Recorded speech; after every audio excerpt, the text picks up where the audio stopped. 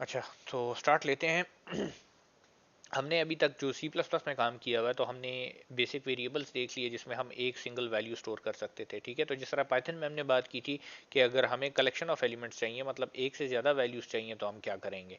ठीक है, जब एक से ज़्यादा वैल्यूज़ आपको चाहिए होंगी तो फिर आप क्या करेंगे। पाइथन में हमने इसकी फिर डिफरेंट ऑप्शन देखी थी। हमने कहा था कि लिस्ट में एक से ज़्यादा वैल्यू हम स्टोर कर सकते हैं, टपल्स में कर सकते हैं, स्ट्रिंग्स में कर सकते हैं, मतलब एक से ज़्यादा कैरेक्टर आ सकते हैं, और डिक्शनरीज में कर सकते हैं। ठीक है, तो ये डिफरेंट ऑप्शंस उसमें हमने देखी थी। एक स्पेसिफिक ऑप्शन जो कि आज हम देख रहे हैं अरे की सी प्लस प्लस में जो है, ठीक है, तो वो ज़्यादातर मिलती जुलती पाइथन की लिस्ट से है, मतलब ज़्यादातर मिलती जुलती है, मगर बहुत सी चीज़ें उसमें डिफरेंट भी हैं। ठीक है, पाइथन में हमने देखा था कि हम इस तरह से एक लिस्ट को डिफाइन कर सकते हैं यहाँ पे। ठीक है, हमने देखा था कि ये जो लिस्ट होगी तो इसमें हर एक वैल्यू एक इंडेक्स पे पड़ी होगी, मतलब एक स्पेसिफिक पोजीशन पे पड़ी होगी। वो इंडेक्सेस जीरो से स्टार्ट होते हैं।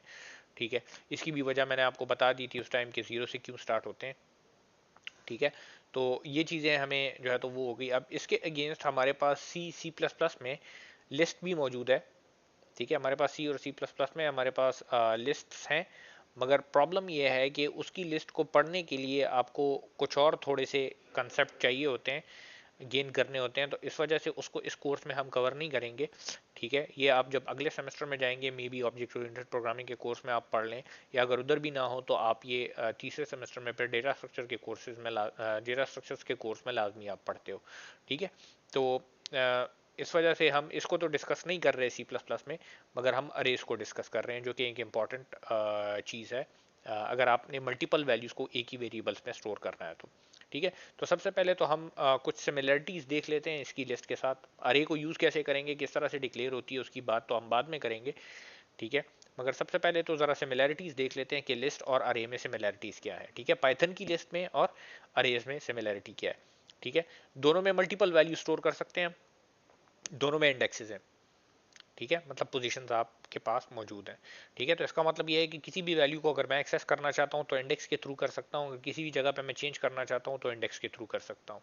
ठीक है, तो इसकी जो सिमिलरिटीज़ हैं वो यहाँ पे आके ख़त्म हो जाती हैं, फिर डिफरेंसेस स्टार्ट हो जाते हैं। तो डिफरेंसेस तो बहुत सारे हैं। ठीक है, जो मेजर डिफरेंस है जो कि हम यूज़ करेंगे और हमें यूज़ में नज़र आएगा, तो वो दो हैं। ठीक है, सबसे पहला डिफरेंस ये कि टाइप।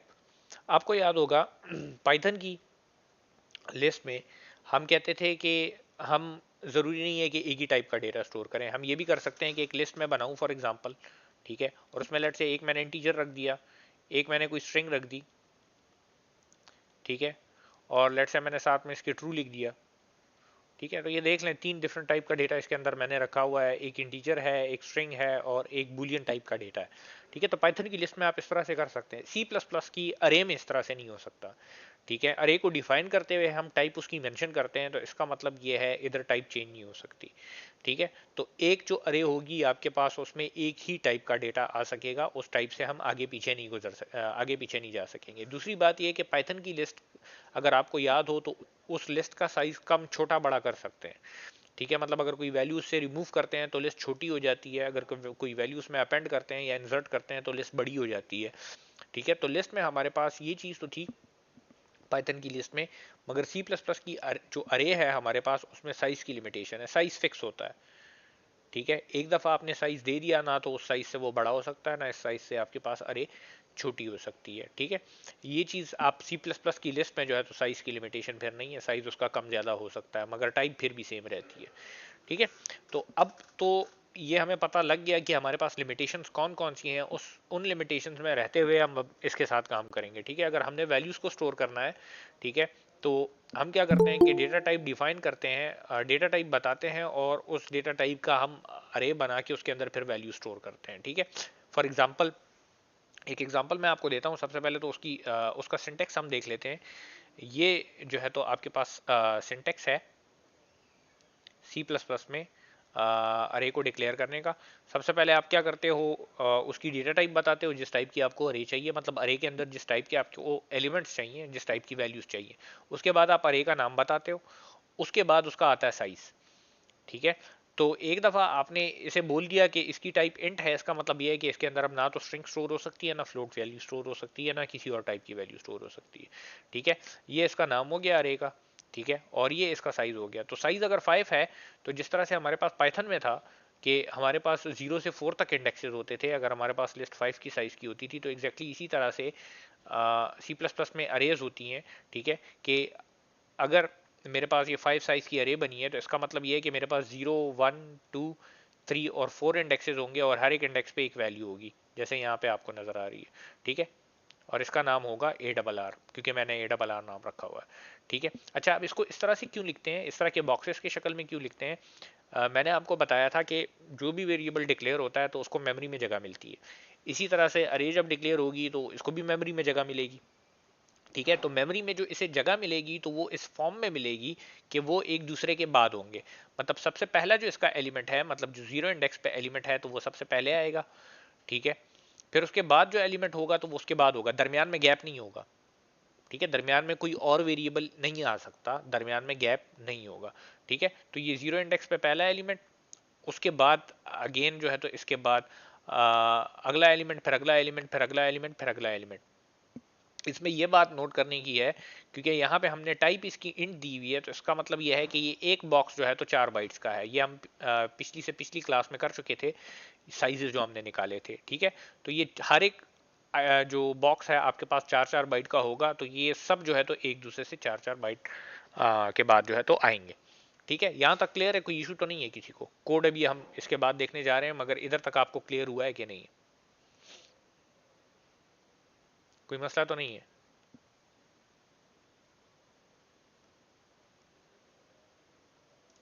No sir. अच्छा, चलें ठीक है। अब हम जाते हैं कोड पे, इसको एक्चुअली डिक्लेयर करके चेक करते हैं और देखते हैं कि क्या क्या चीज़ें हम इसके साथ कर सकते हैं, ठीक है। तो ये एक अरे मैंने डिक्लेयर की, ठीक है। एक अरे मैंने डिक्लेयर की, उसका साइज मैंने दे दिया 5। इसका मतलब ये है कि एग्जैक्टली इसी तरह की एक अरे मेरे पास बन जाएगी मेमोरी में, जिसमें आपके पास 5 खाने होंगे, ठीक है।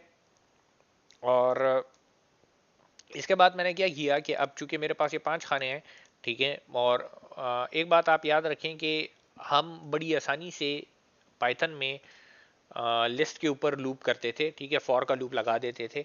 यहाँ पे चूंकि फॉर का लूप डिफरेंट है तो उस तरह से उसको यूज़ नहीं किया जा सकता, आपको इंडेक्सेस के थ्रू वैल्यूज़ को एक्सेस करना पड़ता है, ठीक है। तो यहाँ पे एक एक इंडिविजुअल वैल्यू को एक्सेस करने के लिए मुझे उसका इंडेक्स स्पेसिफिकली मेंशन करना पड़ेगा, ठीक है। तो मैं अगर यहाँ पे लिखूँ, ठीक है, अगर यहाँ पे ये मैं आपको दिखाऊं, तो इसका मतलब ये है कि अगर मैं इस जीरो वाले इंडेक्स को एक्सेस करना चाहता हूँ तो मैं लिखूंगा अरे जीरो। मैं इस 1 वाले इंडेक्स को एक्सेस करना चाहूँगा तो मैं लिखूंगा अरे, बहुत छोटा हो गया, ठीक है, मैं लिखूंगा अरे 1। 2 वाले को एक्सेस करना चाहूँगा तो लिखूंगा अरे 2, ठीक है। 3 वाले को एक्सेस करना चाहूँगा तो अरे का नाम और 3, और 4 वाले को एक्सेस करना चाहूँगा तो अरे का नाम और 4, ठीक है। तो ये बातें आपने ध्यान में रखनी है कि यहाँ पे इंडेक्स के थ्रू ही इस अरे को एक्सेस किया जा सकता है। तो अब ये इंडेक्सेस मैं कैसे जनरेट कर सकता हूँ? मैं एक लूप लगा सकता हूँ जिसमें मैं इन इंडेक्सेस को जनरेट कर सकता हूँ। फॉर एग्जांपल यहाँ पे देखिए, मैंने फॉर का लूप लगाया, ठीक है। मेरे पास इंडेक्स स्टार्ट हो रहा है 0 से, तो 0 रख दिया, ठीक है। और कंडीशन में क्या लिखा कि आई की वैल्यू लेस देन 5 हो। इसका मतलब ये है कि 4 तक चले, जब 5 हो तो ये रुक जाए, और हर दफ़ा आई की वैल्यू में एक इंक्रीमेंट हो रहा है, ठीक है। तो अब यहाँ पे मैं क्या कर रहा हूँ, इसको प्रिंट कर रहा हूँ। मैंने किया सी आउट अरे आई, इसका मतलब यह है कि सबसे पहले आई की वैल्यू 0 होगी तो ये अरे के 0 इंडेक्स को एक्सेस करेगा। अगली आइट्रेशन पे फिर उसकी वैल्यू 1 हो जाएगी तो ये 1 को एक्सेस करेगा, ठीक है। फिर 2 हो जाएगी तो 2 वाले इंडेक्स को एक्सेस करेगा। 3 हो जाएगी तो 3 वाले इंडेक्स को एक्सेस करेगा। 4 हो जाएगी तो 4 वाले इंडेक्स को एक्सेस करेगा। जब 5 हो जाएगी तो लूप एंड हो जाएगा, क्योंकि आपके पास इधर कंडीशन फॉल्स हो जाएगी। तो मुझे कौन बताएगा कि इससे प्रिंट क्या होगा? चलाया अभी मैंने नहीं है, कौन बताएगा? सर 0 1 तो नहीं होगा? मुझे बताएं उसमें वैल्यू क्या पड़ी हुई है, अरे में क्या पड़ा हुआ है?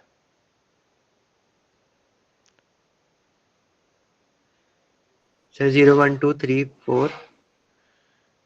0 1 2 3 4 पड़ा हुआ है अरे में। अरे में हमने कुछ रखा है? नहीं सर, प्रिंट जो होगा। नहीं नहीं, तो प्रिंट तो हम अरे को कर रहे हैं ना। सर अरे में 5। अरे में 5 नहीं पड़ा हुआ, अरे का साइज 5 है। अरे में कुछ नहीं है, हमने कुछ नहीं रखा अरे में अभी। ठीक है, देखें मैंने आपको कहा कि जब हम इस तरह से करते हैं, इस तरह से, तो इसका मतलब ये होता है कि हमारे पास ऐसी एक अरे डिक्लेयर हो जाती है। ये नजर आ रहा है ना यहाँ पे? ठीक है, ये हाँ जी खाली सर। डब्बे जो नजर आ रहे हैं, तो खाली तो मैं आपको दिखा रहा हूँ, इसका मतलब ये इसके अंदर कुछ ना कुछ पड़ा होगा। अब क्या पड़ा होगा? गार्बेज पड़ी होगी असल में, जिसकी हमें समझ नहीं पड़ेगी कि क्या वैल्यूज हैं। ठीक है, तो मेमोरी में रैंडम कुछ पड़ा होगा इसके अंदर। तो अब अगर मैं इसे प्रिंट करूंगा तो ये मुझे गार्बेज वैल्यूज दिखाएगा। ठीक है, अच्छा ये ओके सर। सुलेमान ने लिखा है कि वॉइड क्या है। ठीक है, तो ये देख लें, ये एक फंक्शन के अंदर है जिसका नाम है वॉइड, जिसका नाम है अरे टेस्ट, उसकी रिटर्न टाइप वॉइड है। ये मैं बता चुका हूँ, रिटर्न टाइप जब वॉइड हम लिखते हैं तो उसका मतलब ये होता है कि कुछ रिटर्न नहीं हो रहा। और इस फंक्शन को मैंने मेन में कॉल किया हुआ है। ठीक है, फंक्शन के अंदर, एक मिनट, फंक्शन को मैंने मेन में कॉल किया हुआ है, ये देख लें। ठीक है, मेन में कॉल किया और ये फंक्शन है जिसके अंदर ये सारा कोड लिखा हुआ है बहरहाल। अच्छा, अब यहाँ पे देखें, यहाँ पे जब पहली आइट्रेशन चलेगी तो इधर 0 आएगा, दूसरी आइट्रेशन चलेगी तो इधर 1 आएगा, 2 3 4 और 5। तो जब 0 आएगा तो यहाँ पे मैंने आपको बताया कि अरे 0 का मतलब ये है कि ये वाला बॉक्स। ठीक है, अरे 0 का मतलब ये है कि ये वाला बॉक्स, अरे 1 का मतलब ये है कि ये वाला बॉक्स, 2 का मतलब ये वाला बॉक्स, 3 का मतलब ये वाला बॉक्स, 4 का मतलब ये वाला बॉक्स। अब मैंने उसमें करंटली कोई वैल्यू ही नहीं रखी हुई, तो जब इसे मैं चलाऊंगा तो यहाँ पे देखें आपको कुछ अजीब गरीब नंबर नजर आएंगे। हालांकि मैंने उसमें कुछ रखा नहीं है, मगर मेमोरी में कुछ ना कुछ पड़ा होता है। ठीक है, पाइथन में तो इस तरह से था ना कि आप जिस टाइम पे वैल्यू को, वेरिएबल को डिक्लेयर करते थे तो उसी टाइम ही वैल्यू देते थे। तो उसे जब आप यूज करते थे तो उसमें कुछ ना कुछ पड़ा होता था, वो जो वैल्यू आपने रखी होती थी तो वो नजर आती थी। अब यहाँ पे मसला ये है कि जब मैं वेरिएबल को डिक्लेयर करता हूँ, ठीक है, तो उस टाइम वैल्यू देने की जरूरत नहीं पड़ती। तो अगर मैंने डिक्लेयर कर दिया और वैल्यू मैंने नहीं दी तो उसमें गार्बेज पड़ी होगी। ठीक है, इसको किसी नॉर्मल वेरिएबल पे भी हम अप्लाई कर सकते हैं। अब ये देखें, मैंने नीचे एक वेरिएबल लिया है एक्स के नाम से। ठीक है, और उसको प्रिंट करने की कोशिश की। अब एक्स को मैंने कुछ असाइन नहीं किया हुआ, तो इसको मैं अगर प्रिंट करूंगा तो देखें ये एक्स की वैल्यू में भी गार्बेज दिखाएगा। ये देख लें, हालांकि एक्स में मैंने कुछ भी नहीं रखा हुआ। ठीक है, तो अच्छी बात यह है कि जब आप वेरिएबल को डिक्लेयर करते हो तो उसे यूज करने से पहले आप कोई वैल्यू दे दें, वरना अनएक्सपेक्टेड रिजल्ट आएगा। तो इस अरे में मैंने अभी कुछ असाइन नहीं किया हुआ, तो एग्जैक्टली इसी तरह का एक लूप मैंने ऊपर लगाया। ठीक है, ये देख लें, इसी तरह का एक लूप मैंने ऊपर लगाया और मैंने क्या किया कि हर दफा अरे के हर एक इंडेक्स में मैं आई रख रहा हूं। तो आई में क्या होगा? पहले इंडेक्स में जाएगा 0। ठीक है, इसे ड्राई रन करके दिखाऊं कि नहीं? है इसी तरह से समझ में आती है आपको? ड्राई रन करने की जरूरत है? जल्दी बताएं। सर इसी तरह ही ठीक है। अच्छा देखें, तो यहाँ पे देखें, मैंने जब किया कि आई की वैल्यू 0 है, ठीक है, तो इधर अरे आई में 0, इसका मतलब ये है 0 इंडेक्स में वैल्यू। 0 इंडेक्स में मैं क्या डाल रहा हूँ? आई ही डाल रहा हूँ। इसका मतलब ये है 0 इंडेक्स में 0 जाएगा। इसके बाद जब अगली आइट्रेशन चलेगा तो आई की वैल्यू 1 हो जाएगी। 1 इंडेक्स पे आपके पास 1 स्टोर हो जाएगा।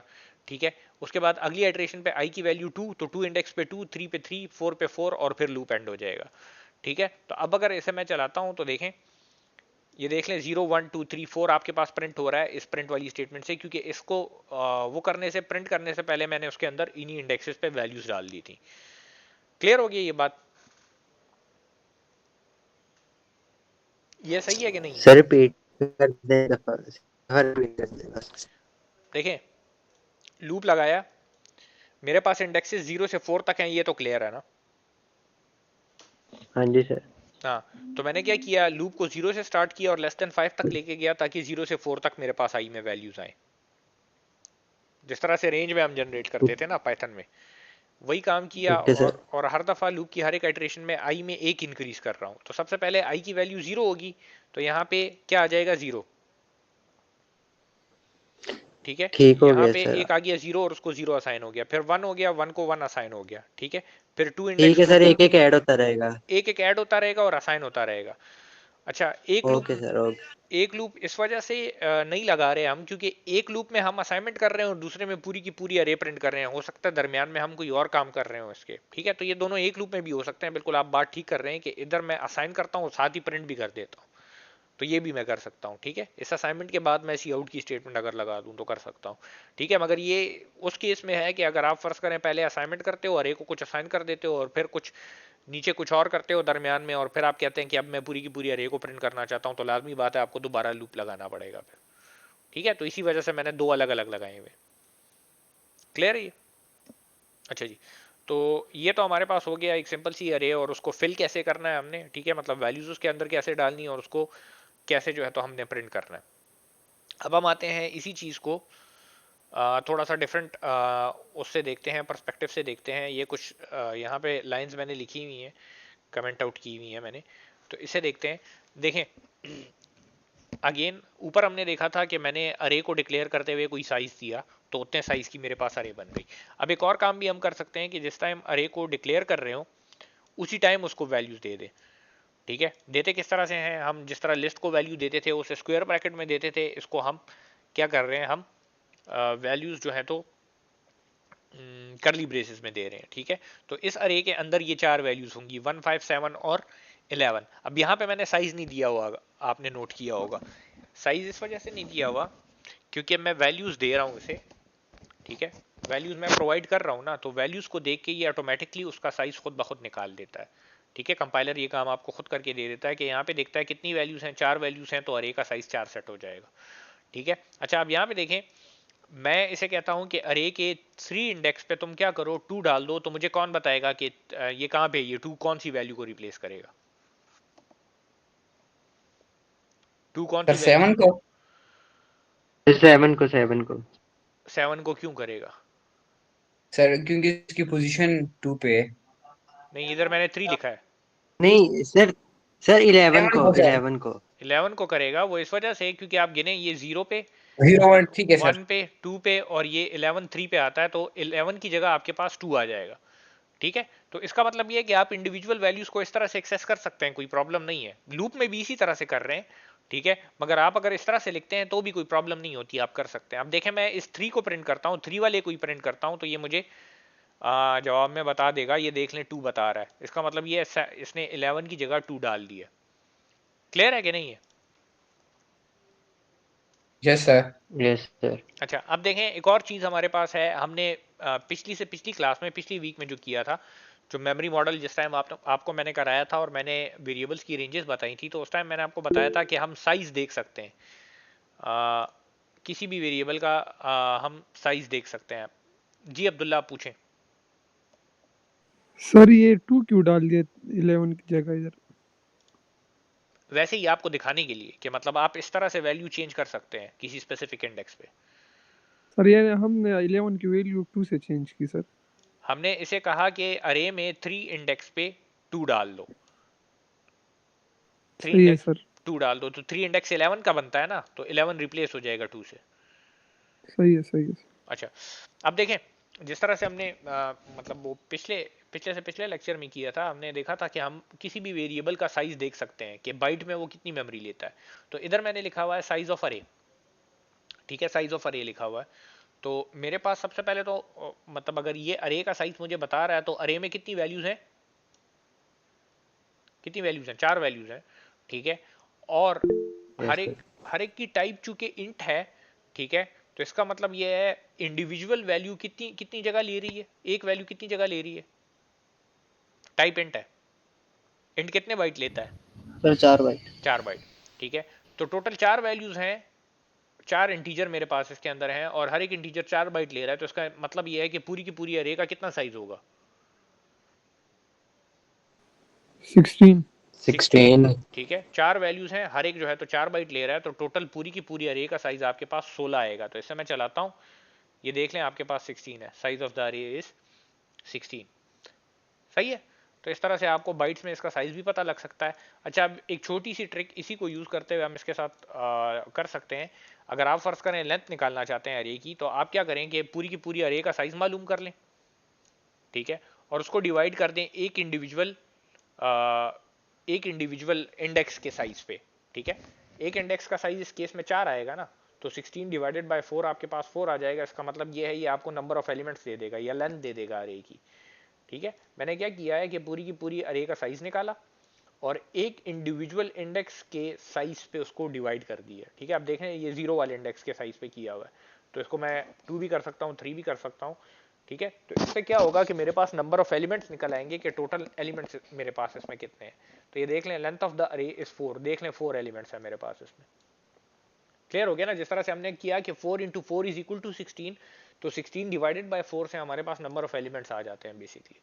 तो अगर इसकी टाइप फ्लोट होती, ठीक है, तो उससे भी इस तरह से निकल सकता था, अगर कोई और टाइप होती तो उससे भी इस तरह से निकल कर सकता था। ये क्लियर है? कोई कंफ्यूजन अगर इसमें है तो पूछे, नहीं है तो हम आगे मूव करते हैं। ठीक है सर, आ गई सर। किसी और को अगर कोई मसला है तो आप पूछ सकते हैं। ठीक है, ये बताएं, ये जो लूप ऊपर लगाया है इसकी समझ पड़ी है कि किस तरह से आइटरेट करता है अरे के ऊपर? सर ये आई प्लस प्लस वाला सीन बता दें सर। आई प्लस प्लस का मतलब यह है कि आई की वैल्यू में हर दफा लूप की हर एक आइटरेशन के बाद एक 1 इंक्रीमेंट होगा, इंक्रीज होगा। मतलब पहले अगर वैल्यू 0 है तो बाद में 1 हो जाएगी, फिर अगली आइटरेशन में 2, फिर 3, फिर 4, फिर 5। ये कल हमने डिस्कस और किया सर था। ये वॉइड का मतलब है कि ये कुछ भी रिटर्न नहीं करेगा? ये फंक्शन कुछ भी रिटर्न नहीं करेगा, बिल्कुल। Okay sir. अच्छा जी, तो अब हम जाते हैं एक और टाइप की अरे है उस पे।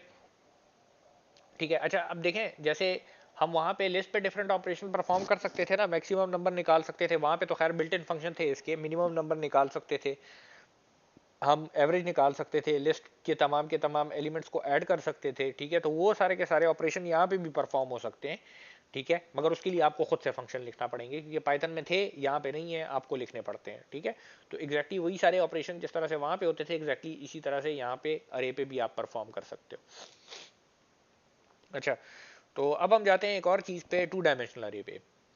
ठीक है, अब 2 डायमेंशनल अरे क्या होती है तो उसको एक नज़र देखते हैं यहाँ पे। ठीक है, आप लोगों ने यूजुअली, मैं कुछ एग्जांपल्स आपको देता हूँ, मैथमेटिक्स में बाज़ औक़ात आप करते हैं मैट्रिसेस। ठीक है, मैट्रिक्स याद है ना? मतलब लेट से मैं कहता हूँ मेरे पास एक 2x2 का मैट्रिक्स है इस फॉर्म में, जी सर। 2, 5, 6 और 11। ठीक है, और एक और मैट्रिक्स है लेट से 1, 2, 5 और 7। लेट से मैंने इन दोनों मैट्रिसेस का सम निकालना है फॉर एग्जांपल, तो इस तरह के ऑपरेशन आप करते हैं ना। ठीक है, इसी तरह लेट से मेरे पास 2x3 का एक मैट्रिक्स है, लेट से 2, 1, 3, 5, 6 और 2। ठीक है, तो इस तरह की चीज़ें आपके पास आती हैं। तो इस तरह के उसको यूजुअली जब हम रिप्रेजेंट करते हैं यहाँ पे उसमें सी प्लस प्लस में, तो उनको हम अरेज से करते हैं, 2 डायमेंशनल अरेज से, क्योंकि ये 1 डायमेंशनल अरेज से हो नहीं सकती, आपके पास रोज और कॉलम्स की बात इसमें आ जाती है। मैं अगर सिंपली आपको ये दिखाऊं तो इसमें देखें 2 रोज हैं और 2 कॉलम्स हैं, इसी तरह से है ना। तो रोज और कॉलम्स को जब हम रिप्रेजेंट करते हैं तो हम 1 डायमेंशन से 2 डायमेंशन पे चले जाते हैं हमारे पास। तो इसी वजह से इसको फिर हम 2 डायमेंशनल अरे से रिप्रेजेंट करते हैं। अगर पाइथन में आपको याद हो तो हमने नेस्टेड लिस्ट की थी इसकी जगह, याद है वो? ठीक है, आपको याद होगा, इस तरह से हमने किया था कि हमारे पास एक लिस्ट है, उसके अंदर एक और लिस्ट है जिसमें लेट से 1, 2 पड़ा हुआ है फॉर एग्जांपल। ठीक है, और 2, 4 पड़ा हुआ है। तो इसको एक आप मैट्रिक्स की फॉर्म में अगर देखना चाहें तो ये इस तरह से आप लिख सकते हैं ना, 1, 2, 2 और 4। ठीक है, तो मैथमेटिक्स में मैट्रिक्स के फॉर्म में आ गया, उस तरह से वहाँ से आप उस तरह से उसको रिप्रेजेंट कर रहे थे। ठीक है, तो एग्जैक्टली यही चीज़ यहाँ पे सी प्लस प्लस में हम करते हैं 2 डायमेंशनल अरेज से। ठीक है, ये जो लिस्ट की रिप्रेजेंटेशन है तो इसको देख लें, नेस्टेड लिस्ट हमने की थी। ठीक है, आपको याद होगा। तो मिट जा भाई। अच्छा, इसे मैंने मिटा दिया यहाँ से, और अब हम देखते हैं 2 डायमेंशनल अरे को। तो सबसे पहले तो देखते हैं 2 डायमेंशनल अरे को डिक्लेयर कैसे किया जाता है, सिंटेक्स क्या होता है उसका। आप लिखते हो सबसे पहले जिस टाइप का डेटा आप स्टोर करना चाहते हैं, क्योंकि हमने कहा था कि टाइप मेंशन करना ज़रूरी है। ठीक है, तो लेट्स से मैं इन टाइप का डेटा स्टोर करना चाहता हूँ, उसके बाद अरे का नाम। ठीक है, तो वो जो भी होता है, लेट्स से मैं ARR उसे बोल देता हूँ। उसके बाद स्क्वायर ब्रैकेट्स, जो कि 1 डायमेंशनल अरे में भी लगते थे। ठीक है, अब इस केस में यहाँ पे ये जो स्क्वायर ब्रैकेट्स हैं, तो इसमें हम नंबर ऑफ रोज लिखते हैं कि हमें रोज कितनी चाहिए। ठीक है, तो नंबर ऑफ रोज लेट से हमें चाहिए 2। ठीक है, उसके बाद एक और स्क्वायर ब्रैकेट, अब ये नंबर ऑफ कॉलम्स के लिए यूज होता है। लेट से हमें नंबर ऑफ कॉलम्स 3 चाहिए। ठीक है, यहाँ पे आपके पास कॉलम्स आ जाएंगे। ठीक है, और इसके बाद मैंने इक्वल टू का साइन लगाया और इसे ये पूरी चीज़ असाइन कर दी। ठीक है, ये अब 3-4 लाइनों पे मैंने अलग अलग लिखी हुई है, सारी की सारी एक लाइन में भी लिख सकते हैं। तो इसे ज़रा समझें, जिस तरह से हम पाइथन में लिस्ट के अंदर लिस्ट बनाते थे, तो इधर हम यही कर रहे हैं, अरे के अंदर ही अरे बन रही है। ठीक है, ये देख लें, ये जो आपके पास ओपनिंग और क्लोजिंग ब्रेसेस लगे हुए हैं ये। ठीक है, तो ये मेन अरे आपकी यहाँ पे एंड हो रही है। ठीक है। उसके अंदर एक और अरे है जिसमें 1 2 3 वैल्यू स्टोर्ड है और 4 और एक और अरे बनी हुई है जिसमें 4 5 और 6 स्टोर्ड है, और इन दोनों अरेज के दरम्यान में देख लें ये कॉमा लगा हुआ है छोटा सा। ठीक है, तो इसका मतलब ये है कि ये एक अरे के अंदर दो और अरे स्टोर हो रही है। ठीक है, तो इसमें ये जो एक अरे है तो ये एक रो होगी, ये जो दूसरी अरे है ये दूसरी रो होगी। ठीक है, और कॉलम्स आपके पास कौन से हैं, ये एक कॉलम है, ये दूसरा कॉलम है, ये तीसरा कॉलम है। इसको लिखा इस वजह से इस फॉर्म में है ताकि आपको पढ़ने में थोड़ा सा मुश्किल इसको ना हो, वरना तो इसको कोड में जो मैंने लिखा हुआ है तो उसको सारा का सारा एक लाइन में भी आप लिख सकते हो। ठीक है, और इस तरह से भी लिख सकते हो, कोई फर्क उससे नहीं पड़ता। तो इस इधर तक तो कोई कंफ्यूजन नहीं है किसी को। सर इंट एरे जो है उसके कॉलम्स 2 हैं और रोज 3 हैं, तो इस सीक्वेंस में लिखा है आपने? नहीं नहीं, पहले रोज हैं फिर कॉलम्स हैं, रोज 2 हैं कॉलम्स 3 हैं। Okay okay okay okay. ठीक है, अच्छा आप देखें इसको अगर मैं मैट्रिक्स की फॉर्म में लिखूं, सही है वैसे ही, क्योंकि उससे मैं फिर आपको बताऊंगा। ये आपके पास 1 फिर 2 फिर 3 4 5 और 6। अब मैंने क्या करना है कि इसमें से निकालनी है इंडेक्सेस, कि इंडेक्सेस मेरे पास क्या क्या बनेंगी। ठीक है, क्योंकि जब मैं एक्सेस करूंगा तो अब मैं दो इंडेक्सेस दूंगा। ठीक है, तो सबसे पहले तो मैं रोज को देखता हूं। ठीक है, तो रोज को देख लें, कितनी रोज है, दो रोज है ना। तो जो पहली रो है उसका इंडेक्स 0 होगा, हमने देखा है इंडेक्स 0 से स्टार्ट होते हैं, और जो दूसरी रो है उसका इंडेक्स 1 होगा। तो ये मेरे पास हो गई रोज। क्लियर हो गया। तो अब अगर मैं कहूंगा कि इंडेक्स 0 रो में मैं कहूंगा तो इसका मतलब ये होगा कि ये वाली रो, अगर मैं कहूंगा कि 1 तो उसका मतलब होगा ये वाली। ठीक है, इसी तरह कॉलम्स पे भी मैं इंडेक्सेस लगा देता हूं, ये वाला कॉलम 0, ये 1, ये 2। ठीक है, ये आपके पास हो गए कॉलम्स। तो अब जरा देखें, इसको लिखते हैं। ठीक है, मैं लेट से कोई वैल्यू एक्सेस करना चाहता हूं, फॉर एग्जांपल मैं लिखता हूं सी आउट और मैं लिखता हूं ए डबल आर। ठीक है, अगेन नोट करें, मैं रिपीट करता हूं, जो वो होता है आपके पास, पहले जो स्क्वायर ब्रैकेट्स होती हैं तो उसमें हम रोज लिखते हैं, दूसरी स्क्वायर ब्रैकेट्स में हम कॉलम्स लिखते हैं। ठीक है, तो अगर मैं यहां पे लिख देता हूं फॉर एग्जांपल 1 और दूसरी स्क्वायर ब्रैकेट में लेट से लिख देता हूं 2 और उसके बाद करता हूं एंड लाइन, तो क्या प्रिंट होना चाहिए, कौन बताएगा? यहां पे रो आएगी, यहां पे कॉलम आएगा? 6 आएगा। वो इस वजह से क्योंकि मैंने रो ये वाली पिक की है, 1 वाली। ठीक है, तो इसका मतलब ये 4 5 6 वाली वैल्यूज मेरे पास है, और कॉलम मैंने 2 वाला पिक किया है, तो इसका मतलब ये है मैंने ये वाला कॉलम पिक किया हुआ है। ठीक है, तो जो इंटरसेक्शन आया मेरा 6 पे आया है 1 और 2 का। ठीक है, ये देख लें 1 और 2 का, मैं अगर लाइन लगा दूं यहाँ पे तो ये 1 हो गया आपके पास और ये 2, तो ये यहाँ पे मिल रही है ना दोनों लाइंस, तो 6 वाली वैल्यू सिलेक्ट हुई है। ठीक है, तो इससे जब आप प्रिंट करेंगे तो इससे आउटपुट आपके पास आएगा 6। कुछ और एग्जांपल लेते हैं, लेट से मैं इधर 1 2 की जगह बाद में लिखता हूं अरे ऑफ 0 1, तो क्या आएगा जल्दी से बताएं? 2 सर। 2 आएगा। ठीक है, क्योंकि मैंने 0 रो सिलेक्ट की है और 1 वाला कॉलम सिलेक्ट किया है, तो 2 सिलेक्ट हुआ है। ठीक है, तो ये बस आपको पता होना चाहिए, इस पे थोड़ा बहुत आप प्रैक्टिस करेंगे तो तब आपको अंदाजा होगा। ठीक है, तो ये चीजें हमें पता लग गई हैं। अब लेट से मैंने इस पूरी की पूरी उसको प्रिंट करना है, इस पूरी की पूरी अरे को प्रिंट करना है। ठीक है, तो उसको प्रिंट करने का तरीका क्या है? देखें, ये अब एक लूप से प्रिंट नहीं हो सकती पूरी की पूरी। ठीक है, एटलीस्ट प्रॉपरली प्रिंट नहीं हो सकती, आपको कोई मतलब वो कहते हैं ना कोड में बातों का जुगाड़ लगाना पड़ेगा। ठीक है, तो हम करेंगे ये कि हम दो लूप लगाएंगे, एक लूप में हम रोज को चेंज करेंगे, दूसरे लूप में हम कॉलम्स को चेंज करेंगे। तो उसके थ्रू हम क्या करेंगे कि वो करते जाएंगे। सबसे पहले मैं बाहर दो लूप लगाऊंगा, बाहर वाला लूप मैं रो पे लगा दूंगा और अंदर वाला लूप मैं कॉलम्स पे लगा दूंगा। ठीक है, तो मेरे पास वो वैल्यूज चेंज होती जाएंगी। तो इसे देखें, मैं लूप कैसे लगाऊंगा, मैं लिखता हूं लेट से for int I starts from 0। ठीक है, अब बाहर वाला लूप मैं रोज पे लगा रहा हूं, तो नंबर ऑफ रोज इसमें कितनी है, 2। ठीक है, तो मेरे पास इंडेक्सेस 0 और 1 है, तो मैं लिखूंगा आई इज लेस देन 2। ठीक है, और आई प्लस प्लस। ठीक है, तो आई की वैल्यू मेरे पास उसकी जो रेंज जनरेट होगी तो वो 0 और 1 होगी। ठीक है, आई की वैल्यू या तो 0 होगी या 1 होगी, उसके अलावा कुछ नहीं हो सकता। फिर मैंने उसके बाद लगा दिया ब्रैकेट्स, ओपनिंग ब्रेसेस लगा दिए, फिर लिखा फॉर। अब ये वाला लूप मैं कॉलम्स के लिए लगा रहा हूँ, तो आई वाला वेरिएबल मैं ऑलरेडी यूज कर चुका हूँ, मैं अब लेट से जे वाला वेरिएबल यूज कर लेता हूँ। जीरो से स्टार्ट किया क्योंकि कॉलम मेरे पास जीरो से स्टार्ट हो रहे हैं, और जे इज लेस देन क्या करूंगा, क्या लिखूं यहाँ पे बताएं? 1 क्या सॉरी सॉरी कॉलम्स सर इधर कितने, भी कॉलम्स कितने? 3 सर 3 है तो 3 लिखूंगा ना, सॉरी सर ठीक है। तो ये ध्यान में रखें कि रोज चूंकि 2 थी इसलिए 2 लिखा हुआ था, कॉलम चूंकि 3 है तो इसलिए 3 लिख रहा हूँ। लेस देन इस वजह से लिख रहा हूँ क्योंकि कॉलम के जो इंडेक्सेस हैं वो 0, 1 और 2 हैं, तो 2 पे रुकना है इसने, ठीक है जी। तो ये हमारे पास हो गया, और इधर मैं लिख देता हूँ जे।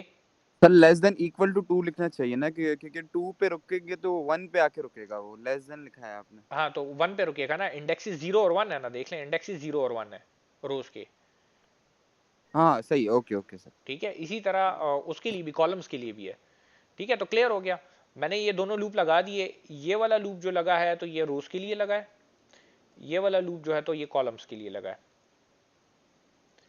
ठीक है। अब मैं आता हूं यहां पे लिखता हूं सी आउट, इस कोड को मैं ड्राई रन करूंगा अभी आपके लिए। अच्छा, मैं लिखता हूं अरे आई, क्योंकि आई वाला वेरिएबल मैंने रोज के लिए यूज किया था ना, ये देख लें आउटर लूप मेरे पास रोज के लिए है, तो मैंने रोज जहां पे लिखनी थी वहां पे आई लिख दिया, जहां पे कॉलम्स लिखने हैं वहां पे मैं जे लिख दूंगा, ठीक है। उसके बाद मैंने ये लगाया और ये /t लगा दिया, ठीक है। जैसे /n होता है ना न्यू लाइन के लिए, /t टैब के लिए होता है, तो ये 2-3 स्पेसेस आपको एक्स्ट्रा दे देता है, इसका इफेक्ट हमें नजर आ जाएगा, ठीक है। इसके बाद ये वाला लूप एंड हो जाएगा। मैं इस लूप से जैसे ही बाहर आऊंगा तो यहाँ पे मैं लिख दूंगा सी आउट एंड लाइन, क्योंकि मैं चाहता हूं कि मेरे पास एक रो पूरी की पूरी कंप्लीट हो जाए तो उसके बाद नई लाइन एक मुझे मिल जाए, ठीक है। तो ये इसलिए मैंने यहाँ पे लिख दिया और लूप एंड हो गया यहाँ पे, ठीक है। तो अब इसे थोड़ा सा मैं आपको ड्राई रन करके दिखाता हूँ और आप बताएंगे कि हर एक चीज़ का जवाब मेरे पास क्या आएगा, ठीक है। तो मैं आई और जे की वैल्यूज़ लिखूंगा और साथ में यहाँ पे आउटपुट लिखता रहूँगा, ठीक है। कलर मैं चेंज कर लेता हूँ, इधर से मैं लिखता हूँ यहाँ पे मैं आउटपुट सारा का सारा प्रिंट करूँगा, ठीक है। लूप मेरा स्टार्ट हुआ, आई की वैल्यू है 0, ठीक है। तो मैंने लिखा आई इज इक्वल टू 0, ठीक है। और जैसे ही ये लूप स्टार्ट होगा तो इसके बाद पहली स्टेटमेंट ये वाली एग्जीक्यूट होगी, इस फॉर लूप में आ जाएगा, तो आपके पास जे की वैल्यू भी क्या हो जाएगी, 0 हो जाएगी, ठीक है। और लूप आपका अभी स्टार्ट हो गया, ठीक है। तो अब इंडिविजुअली एक एक वैल्यू को देखते हैं, ठीक है। तो मुझे ये बताएं कि आई भी 0 है, जे भी 0 है, जब ये स्टेटमेंट एग्जीक्यूट होगी अरे ऑफ 0 0, ठीक है, क्योंकि आई और जे दोनों 0 0 है, तो क्या प्रिंट होगा, 1 1, ठीक है। 1 प्रिंट हो गया, उसके बाद मैंने टैब दिया है तो थोड़ी सी स्पेस आ जाएगी, ठीक है। अच्छा, अब इस लूप में सिर्फ ये स्टेटमेंट प्रिंट हो रही है ना, तो ये लूप जब दोबारा चलेगा तो जे की वैल्यू आपके पास 0 से 1 हो जाएगी, ठीक है। इंटरनल लूप जब तक खत्म नहीं होगा तो बाहर के लूप तक तब तक ये दोबारा नहीं जाएगा। सर, तो तो आई नहीं 1 होगा? नहीं, आई चेंज नहीं होगा ना, अब आई 0 के लिए जब तक ये इंटरनल लूप की आइट्रेशन खत्म नहीं होंगी तब तक आई की वैल्यू चेंज नहीं हो सकती। ओके सर, इंटरनल लूप का थोड़ा सा बताइएगा क्या मतलब सर, ये मतलब जो 2 लूप्स तो आपने ज्वाइन करे हैं ये तो समझ आ गया, एक लूप के लेकिन अंदर ये दूसरा लूप मतलब नीचे वाला लूप बढ़ जाएगा, ऊपर वाला लूप नहीं बढ़ेगा सर, ये मुझे थोड़ा सा वो हो रहा है। अच्छा देखें, इसको ऐसे समझे ना कि आपके पास ये लूप स्टार्ट हुआ ना, ये फॉर वाला ये, ठीक है। तो ये आइट्रेशन कब कंप्लीट होगी, जब इसकी आखिरी स्टेटमेंट एग्जीक्यूट हो जाएगी, ये तो क्लियर है ना हमाद? जी सर, जी सर। हाँ, अब देखें, मैं जब कहता हूं ना कि ये अंदर वाला लूप स्टार्ट हो गया, ये जे वाला, ठीक है। तो जी ये जब सर। स्टार्ट हो गया तो जब तक इसकी आइट्रेशंस खत्म नहीं होती तब तक ये आखिरी स्टेटमेंट तक नहीं पहुंचेगा ना। जी सर। तो इसका मतलब ये बाहर वाले लूप की दूसरी आइट्रेशन तो अभी स्टार्ट ही नहीं हुई, वो पहली ओ आइट्रेशन में, हाँ, ठीक है। ओके ओके हाँ, ओके ओके। तो जे की वैल्यू हमारे पास 1 हो गई, इसका मतलब यह है कि अब आई जे 0 और 1। अच्छा सुलेमान, एक क्यों नहीं आया, एक क्यों आया है? अच्छा देखें, मैंने कहा कि आई की वैल्यू 0 और जे की वैल्यू 0 हुई, इसका मतलब यह है कि मेरे पास यहाँ पे जो प्रिंट हो रहा है तो वो अरे 0 0 प्रिंट हो रहा है, ठीक है। और ये पहले हम डिस्कस कर चुके हैं, इसका मतलब यह है कि 0 रो और 0 कॉलम, तो ये देख लें 0 रो ये है, 0 कॉलम ये है, ठीक है। तो इसकी दोनों की इंटरसेक्शन पे कौन सी वैल्यू आती है, ये 1 वाली, ठीक है। तो इस वजह से 1 प्रिंट हो रहा है। क्लियर है सुलेमान?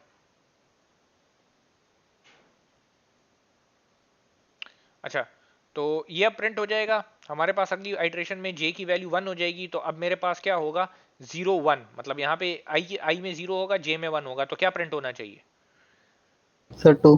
2, ठीक है। मतलब ये वाली वैल्यू, ठीक है, तो 2 प्रिंट हो गया। अब अगली दफा जे की वैल्यू हो गई 2, ठीक है, तो 0 यहां पे आएगा, ठीक है, और 2 यहां पे आएगा। अब क्या प्रिंट होना चाहिए? 3, 3। ठीक है, तो 3 प्रिंट हो गया। अब मेरे पास देखें जे की वैल्यू अगली दफा 3 हो जाएगी, तो जब 3 होगी तो ये लूप की कंडीशन फॉल्स हो जाएगी, ये इंटरनल लूप मेरे पास खत्म हो जाएगा। ठीक है, इंटरनल लूप क्या होगा, ये मेरे पास एंड हो जाएगा। तो जैसे ही एंड होगा मैं नई लाइन पे आ जाऊंगा। देखें सी आउट एंड एल लिखा हुआ है ना, तो मैं एक नई लाइन पे आ जाऊंगा, तो मेरे पास जो कर्सर होगा, जो एक्चुअल प्रिंट होने की जगह होगी, तो वो नई लाइन पे अब आ जाएगी। तो ये एंड लाइन इस वजह से लिखा हुआ है। ठीक है, नई लाइन पे मैं आ गया। मेरे पास क्या हुआ, अब आई की वैल्यू 0 से 1 हो गई। मैं आउटर लूप की दूसरी इटरेशन में चला गया ना, तो आई की वैल्यू मेरे पास सर ये 0 से, बैकस्लैश एल का मतलब नई लाइन? नहीं ये बैक स्लैश टी है, ये वाला बैक स्लैश टी है, ये टी है। इसका मतलब सर नई लाइन? नहीं नहीं, ये टैब है, ये टैब है। ये जो दरमियान में मैं स्पेस दे रहा हूँ ना, ये इस वजह से आ ओके रही है ये। ठीक है, नई लाइन ओके ये ओके। है, और सर ये ये एंड एल न्यू का लाइन में मतलब, किस तरह शिफ्ट होगा? एंड एल की वजह से। जैसे ये ओके लूप, ओके ओके। जैसे ये लूप खत्म होगा ना, तो ये तीनों वैल्यूज प्रिंट हो चुकी होंगी, तो मैं सी आउट एंड एल लिखा है तो नई लाइन पे आ जाएगा। ठीक है, अच्छा अब देखें, ज, ओके सर ओके। जब इंटरनल लूप खत्म हो जाएगा तो बाहर के लूप की दूसरी इटरेशन मेरे पास स्टार्ट हो जाएगी। इसका मतलब यह है आई की वैल्यू 0 से इंक्रीज होकर अब 1 हो जाएगी। ठीक है, और जैसे ही 1 होगी तो अंदर वाला लूप अब दोबारा स्टार्ट हो जाएगा। तो दोबारा जब स्टार्ट होगा तो वो दोबारा 0 से स्टार्ट होगा। ठीक है, तो जे की वैल्यू फिर 0 से स्टार्ट हो जाएगी। ठीक है, जे की वैल्यू 0। तो अब देखें आई 1 है और जे की वैल्यू 0 है, तो क्या प्रिंट होगा? 1 0 में क्या आ रहा है? 1, और 0 पे 4 है। 4 ठीक है, तो 4। 4 प्रिंट हो गया। उसके बाद फिर जे की वैल्यू 1 हो जाएगी, तो 1 1 पे क्या आएगा? 5। ठीक है, ये वैल्यू है ना 1 1 पे। ठीक है, इसी तरह से अगली आइट्रेशन में 1 2 आएगा, तो 1 2 पे आपके पास क्या आएगा? 6। 6। ठीक है, तो ये आपके पास कंप्लीट हो गया। क्लियर है ये क्लियर है यस सबको? सर। यस सर क्लियर है। हाँ, तो इसे अब कोड में मैंने लिखा हुआ है ऑलरेडी। ठीक है, ये सारी चीज़ देख लें, एग्जैक्टली इसी तरह से मैंने कोड में लिखी है। वही अरे है जो कि ली थी आपके सामने। ठीक है, और मैंने क्या किया कि उसी तरह का लूप लगाया, सारा कुछ उसी तरह से लिखा हुआ है। इसे मैं चलाता हूँ, आपको आउटपुट दिखा देता हूँ। ठीक है, ये देखें 1 2 3 4 5 6 नज़र आ रहा है। तो ये जो दरमियान में आपको ये जो स्पेस नज़र आ रही है, ये बहुत ज़्यादा, तो ये बैक स्लैश टी की वजह से। ठीक है, इसका मतलब होता है टैब। ठीक है, तो जैसे बैक स्लैश एन का मतलब होता है न्यू लाइन, तो इसका मतलब होता है सर टैब। डिक्लेयर करने में पहले रोज आते हैं फिर कॉलम्स लिखते हैं ना? हाँ, पहले पहले रोज हैं फिर कॉलम्स हैं। तो बस इस बात का आप ख्याल रखेंगे तो कोई मसला नहीं होगा। अच्छा, अब एक और बात मैं आप लोगों से पूछता हूँ, मुझे ये बताएं कि अगर मैं इधर इसे कहता हूँ कि तुम अरे 1 2 में 0 डाल दो, तो ये 0 किस किस वैल्यू को रिप्लेस करेगा? सर 6 की जगह। 1 2 में, अच्छा देख लें, ये मेरे पास, ये पहले में 1 लिखा हुआ है, तो मेरे पास रो ये वाली सिलेक्ट हो गई। ठीक है, उसके बाद 2 है, तो इसमें 2 इंडेक्स अब मैंने ढूंढना है। 0 पे 4 है, 1 पे 5 है, और 2 पे 6 है। ठीक है, तो ये 0 इस 6 की जगह आएगा। ठीक है, तो अब इसे प्रिंट करूंगा तो 6 की जगह 0 लिखा हुआ नजर आना चाहिए, चाहिए ना? तो वो देख लें, 6 की जगह 0 नजर आ रहा है। तो इस तरह इंडिविजुअल आप उसको भी एक्सेस कर सकते हो। अगर प्रिंट करना चाहते हो, कोई चेंज करना चाहते हो उसमें, तो आप कर सकते हो। क्लियर हो गया ये? क्लियर ये? Yes sir. अच्छा, तो अब हम जाते हैं आगे। ठीक है, यहां तक तो कुछ चीजें थी जो कि हमने कर ली हैं। ठीक है, अब एक नया कॉन्सेप्ट थोड़ा सा हमने देखना है कि किधर है ये। यहां तक देखें, अभी तक जो काम हमने किया है तो उसमें हम क्या कर रहे हैं कि सिमिलर वैल्यूज को स्टोर कर रहे हैं। अरे में हमारे पास सिर्फ एक ही टाइप की वैल्यूज आती है ना, डिफरेंट टाइप की वैल्यूज को हम स्टोर नहीं कर सकते अरे के अंदर। ठीक है, तो अगर डिफरेंट टाइप की वैल्यूज हमने अरे के अंदर स्टोर करनी है तो हम क्या करेंगे? सॉरी, अगर डिफरेंट टाइप की वैल्यूज हमने स्टोर करनी है किसी चीज के अंदर तो क्या करेंगे? फॉर एग्जांपल, एक सिंपल सी एग्जांपल मैं आपको देता हूँ। लेट्स से कंसिडर करते हैं कि मेरे पास है एक स्टूडेंट। ठीक है, एक स्टूडेंट है। तो नॉर्मली स्टूडेंट की क्या इन्फॉर्मेशन होती है हमारे पास, उसको मैं लिख लेता हूँ। लेट्स से मेरे पास एक रोल नंबर है। ठीक है, एक जो है तो लेट से स्ट्रिंग में उसका नाम है, स्ट्रिंग डेटा टाइप है सी प्लस प्लस के अंदर, इस तरह से लिखते हैं स्मॉल एस के साथ। अभी यूज आ भी जाएगा। एक नाम है और लेट से इसके मार्क्स हैं,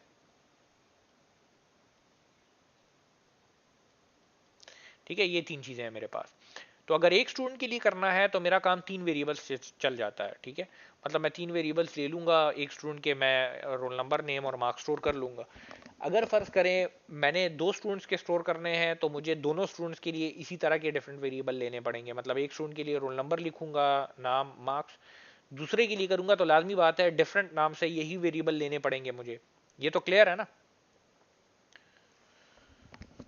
दूसरे स्टूडेंट के लिए अगर करूंगा तो डिफरेंट नाम से इसी तरह के वेरिएबल लूंगा। मतलब फॉर एग्जांपल ये मेरे पास एक स्टूडेंट हो गया, दूसरे स्टूडेंट के लिए करूंगा तो मैं लेट से उसके लिए मैं बोल दूंगा कि रोल अंडरस्कोर नंबर 1, ठीक है, क्योंकि इस नाम से तो वेरिएबल अब मैं दोबारा यस नहीं बना सर। सकता, बना हुआ है। इसी तरह से स्ट्रिंग में नेम 1, ठीक है, और मार्क्स में फ्लोट मार्क्स 1, ठीक है, ऐसे ही करते हैं ना। अब मसला ये है कि ये अगर मेरे पास 10 स्टूडेंट होते हैं तो मेरे पास हर एक स्टूडेंट के लिए 3-3 वेरिएबल हैं, तो मुझे 30 वेरिएबल अलग अलग बनाने पड़ेंगे, तो मुझसे आगे पीछे हो जाएंगे कितने को मैं नाम दूंगा। और दूसरी बात ये कि इसमें फ्लेक्सिबिलिटी भी नहीं है, स्टूडेंट अगर कम ज्यादा होते हैं तो हर एक के लिए मैं वेरिएबल ले रहा हूँ, अजीब सी बात हो गई है। क्लियर है ये बात? मसला पता लग रहा है ना कि मसला क्या है हमारे पास? Yes sir. ठीक है, तो हम करते ये हैं कि बजाय इसके कि इसके लिए अलग से वेरिएबल लें, हम एक चीज होती है जिसे स्ट्रक्चर कहा जाता है वो डिफाइन करके उसके अंदर बंद कर देते हैं इसको, ठीक है। हम ऐसे करते हैं कि अब हमारा मतलब यहाँ पे ये है कि हमें अपनी एक डेटा टाइप चाहिए स्टूडेंट के नाम से जिसके अंदर ये वाली इंफॉर्मेशन मौजूद हो, ठीक है। तो हम क्या करते हैं कि हम एक स्ट्रक्चर लेते हैं, इसको कहा जाता स्ट्रक्चर है, और उस स्ट्रक्चर के अंदर इस पूरी की पूरी चीज को बंद कर देते हैं और स्ट्रक्चर को नाम दे देते हैं स्टूडेंट, ठीक है। तो अब जब भी मैंने स्टूडेंट डिक्लेयर करना होता है तो मैं इस स्टूडेंट वाले स्ट्रक्चर को यूज करता हूं, ठीक है। इसका मतलब ये है कि ये स्टूडेंट जो है ये अब मेरे पास क्या हो गया है, एक डेटा टाइप बन गई है एक किस्म की, ठीक है। तो मसला हमें पता लग गया था कि मसला क्या था, अब उसको हल करने की कोशिश करते हैं। हम एक स्ट्रक्चर लेते हैं, उसके अंदर ये सारी इंफॉर्मेशन रखते हैं और उसको यूज करते हैं, ठीक है। तो यहाँ पे एक कोड में है, ठीक है, और जाते हैं अपने, किधर गया ये, ठीक है। तो देखें सिंटेक्स क्या है स्ट्रक्चर को डिफाइन करने का। आप पहले स्ट्रक्ट का कीवर्ड लिखते हो, उसके बाद स्ट्रक्चर का नाम लिखते हो जो आप देना चाहते हैं, ठीक है। इस केस में हम अपने स्ट्रक्चर को स्टूडेंट बोल रहे हैं। फिर उसके बाद आपके पास ओपनिंग और क्लोजिंग ब्रैकेट्स आ जाती हैं, सही है, करली ब्रेसेस, और इसके सिंटेक्स में ये सेमीकोलन भी आता है, ठीक है। क्लोजिंग ब्रेसेस के बाद आपने सेमीकोलन लगाना होता है, ठीक है। तो अब देखें स्ट्रक्चर के अंदर क्या है। स्ट्रक्चर के अंदर वही 3 वेरिएबल्स हैं जो कि मैंने आपको बताए थे, रोल नंबर है, नाम है और मार्क्स हैं स्टूडेंट के, ठीक है। ये क्लियर हो गया। तो हमारे पास अब हुआ ये कि हमने ये सारी चीज जब कर ली तो हमारे पास एक डेटा टाइप बन गई है, किस नाम से, स्टूडेंट के नाम से, ठीक है, जिसको अब हम यूज करके वेरिएबल्स अपने डिक्लेयर कर सकते हैं, ठीक है। और उन वेरिएबल में फिर इंफॉर्मेशन क्या होगी, जब एक वेरिएबल स्ट्रक्चर का मैं बनाऊंगा तो उसमें क्या होगा, ये 3 चीजें मौजूद होगी, रोल नंबर भी होगा, नाम भी होगा और मार्क्स भी होंगे। इधर तक अगर कोई कंफ्यूजन है तो पूछें, वरना तो आगे जाते हैं।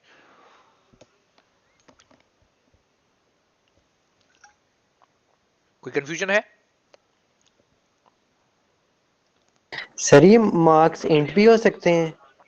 हाँ हाँ, एंड भी हो सकते हैं, इससे तो कोई फर्क नहीं पड़ता ना। अगर पॉइंट्स में आप देना चाहते हैं तो इस वजह से मैंने फ्लोट लिए हैं, ये तो मतलब मैंने डिक्लेयर इस तरह से किया है, इंट ले लें आप।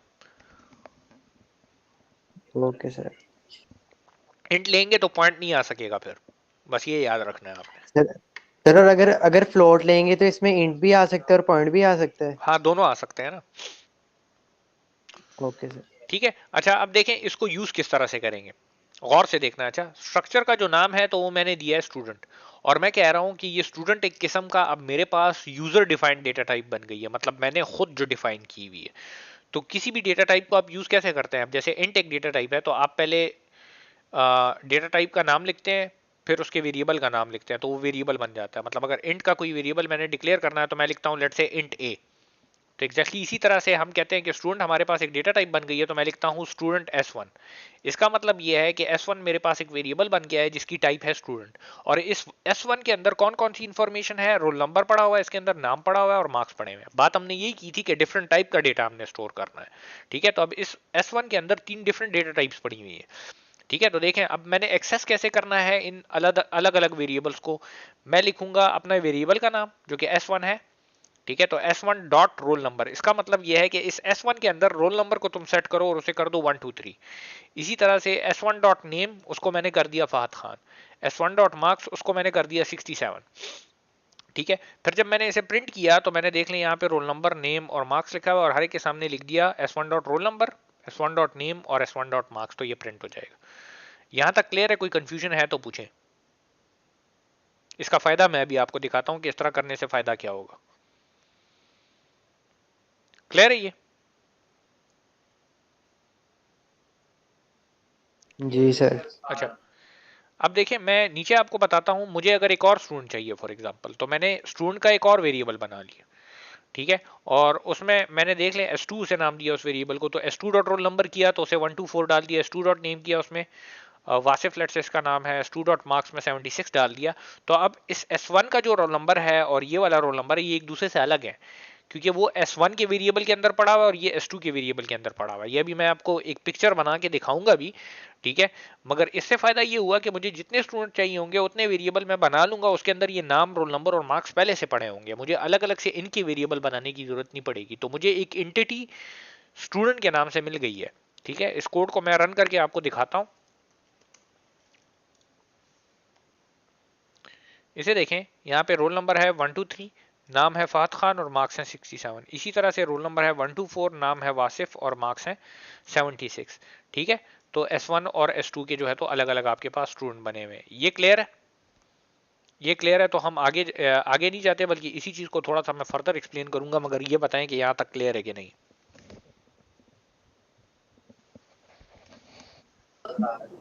आगे समझ से। अच्छा चलें, अब इसको देखते हैं एक नज़र, हम पिक्टोरियली एक पिक्चर की फॉर्म में देखते हैं, ठीक है।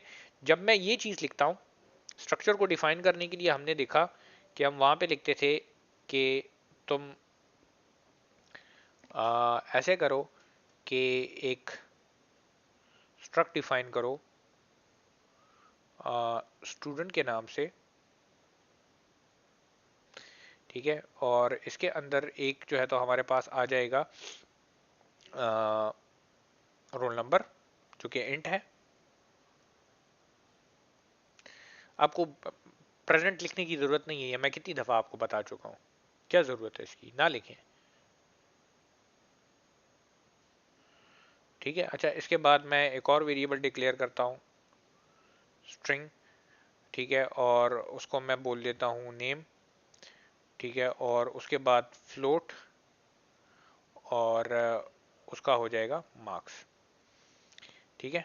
इसको बंद कर दिया मैंने, यहाँ पे क्लोज कर दिया, ठीक है। तो जब आप ये चीज करते हो तो हम कहते हैं कि कोई भी वेरिएबल जब हम लिखते हैं तो उसको मेमोरी असाइन होती है, ठीक है। जब वो स्टेटमेंट एग्जीक्यूट होती है तो उस वेरिएबल को मेमोरी असाइन होती है रैम में।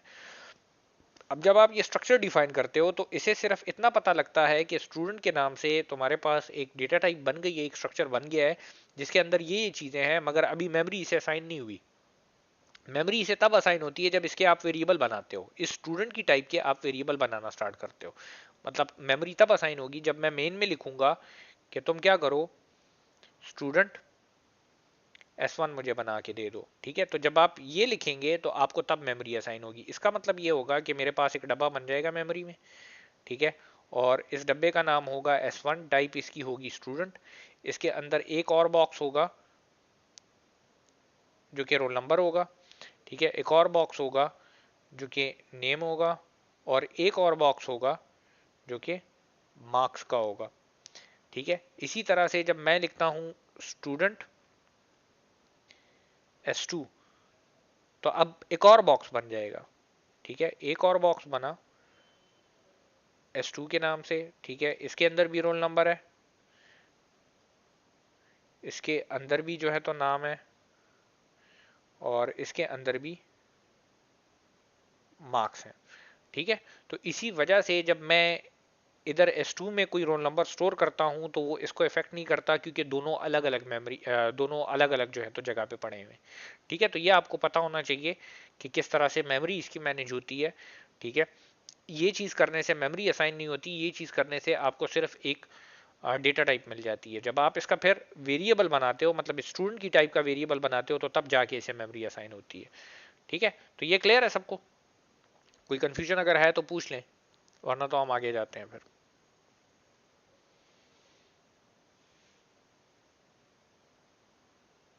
क्लियर है कि नहीं है? आप खामोश रहेंगे तो मैं यही फिर एक्सपेक्ट करूंगा कि आपको समझ आ रही है। सर ये एक बार और समझा दिएगा, हल्का अच्छा देखें, फुल्का सा समझिएगा सर एक बार। मैंने आपको ये कहा कि मैंने इस तरह से स्ट्रक्चर डिफाइन किया, इस तरह से। ठीक है,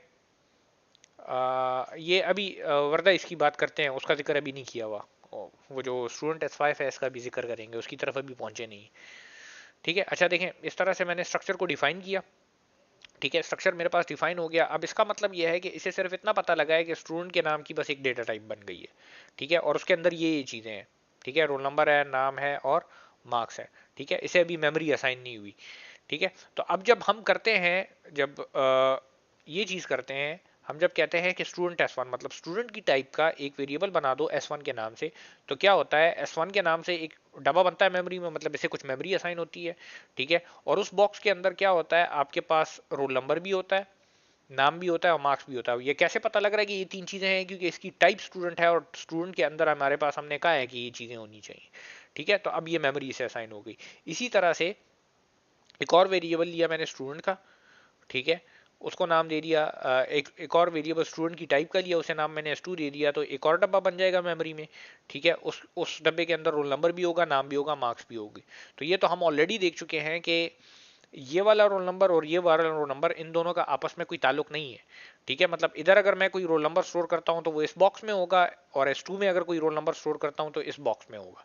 ठीक है, तो आपस में कोई ताल्लुक इसका नहीं है, सिर्फ डेटा टाइप जो है तो दोनों की सेम है। ये बात आपने याद रखनी है। तो क्लियर है? हम आप सर क्लियर है? हमें बार बार जैसे S1 डिक्लेयर करा, S2 डिक्लेयर करा, फिर S3। हाँ, तो हेलो हाँ हाँ, बोले बोले, मैं सर, तो सुन। फिर S3 भी डिक्लेयर करना पड़ेगा? हाँ हाँ, करना पड़ेगा बिल्कुल। सर तो हम लूप लगा के ये डिक्लेयर नहीं करा सकते? अभी उसका तरीका बताता हूँ ना आपको, एक और तरीका है हमारे पास।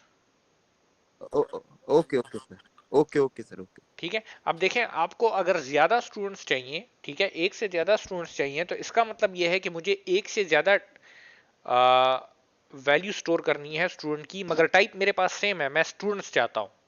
ठीक है, मैं एक लिस्ट ऑफ स्टूडेंट्स चाहता हूं ना। आप यही बात कर रहे हैं ना हम आप? ठीक है, लेट से मुझे 10 स्टूडेंट चाहिए फॉर एग्जांपल, तो मैं कहता हूं मेरे पास एक लिस्ट ऑफ 10 स्टूडेंट्स जी होगा। सर। अब टाइप सेम है, सारे के सारे स्टूडेंट हैं। ये नहीं है कि एक स्टूडेंट है और एक सब्जी है फॉर एग्जांपल। ठीक है, सारे के सारे स्टूडेंट्स हैं। तो इसका जी मतलब जी यह है सर। कि इस तरह की चीज के लिए अब मैं अरे यूज कर सकता हूं ना। मैं जैसे कहता हूं कि मेरे पास लिस्ट ऑफ इंटीजर्स हैं, तो मैं उसके लिए अरे यूज कर रहा हूं, तो इसी तरह मेरे पास लिस्ट ऑफ स्टूडेंट्स हैं, तो अब स्टूडेंट भी एक डेटा टाइप है। ठीक है, तो उसकी भी मैं अरे बना सकता हूं। क्लियर हो गई ये बात? ठीक है, बिल्कुल सर। जी अच्छा। सर, जी सर। अब यहाँ पे देखें हमने क्या किया है, नीचे मैंने यहाँ पे लिखा हुआ है जी सर। कि मैं लिखता हूँ कि स्टूडेंट की डेटा टाइप है। ठीक है, उसको एस का एक वेरिएबल बना दो और मुझे 5 की एक अरे बना के दे दो उसकी। ठीक है, 5 की एक अरे बना के दे दो, तो इसका मतलब यह है ये मुझे 5 स्टूडेंट्स की अरे बना के दे देगा, जिसमें हर एक इंडेक्स पे अब एक स्टूडेंट पड़ा होगा। हर एक स्पेसिफिक इंडेक्स पे एक स्टूडेंट पड़ा होगा। तो इसे जरा अब इधर देखते हैं। ठीक है, कि ये किस तरह से मैनेज हो रहा है। देखें, जब मैं इसे कहता हूं कि तुम ये करके दो मुझे कि स्टूडेंट, ठीक है, एस और 5, तो इसका मतलब यह है कि मेरे पास मेमोरी में 1 2 3 4, ये 5 हो गए। ठीक है, एक अरे बन जाएगी। इस अरे का नाम होगा एस, इसके इंडेक्सेस होंगे 0 1 2 3 4, और इसके हर एक इंडेक्स पे अब एक एक स्टूडेंट पड़ा हुआ है। तो हर एक इंडेक्स पे एक स्टूडेंट पड़े होने का क्या मतलब है कि यहाँ पे इस इंडेक्स पे रोल नंबर है, नाम है और मार्क्स है। यहाँ पे रोल नंबर है, नाम है, मार्क्स है, रोल नंबर है, नाम है, मार्क्स है, रोल नंबर है, नाम है, मार्क्स है, रोल नंबर है, नाम है और मार्क्स है।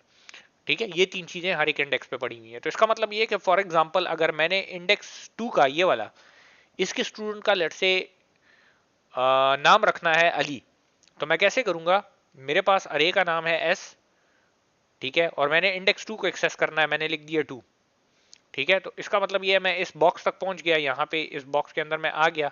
अब इस बॉक्स के अंदर मैंने किस चीज को एक्सेस करना है, नेम को एक्सेस करना है, तो मैं डॉट लगाऊंगा, ठीक है, और मैं लिख दूंगा नेम, ठीक है। तो इसमें से वो नाम वाला डब्बा सिलेक्ट हो जाएगा और उसके अंदर मैं लेट से लिख दूंगा अली। क्लियर हो गई ये बात।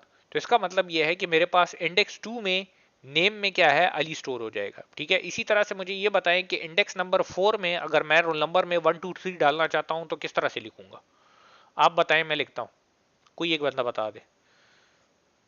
इंडेक्स 4 में मैं रोल नंबर में 1 2 3 लिखना चाहता हूं, बताएं।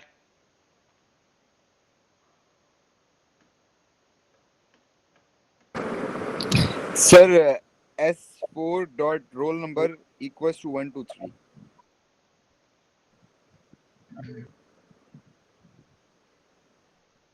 एग्जैक्टली इसी तरह से करेंगे, ठीक है।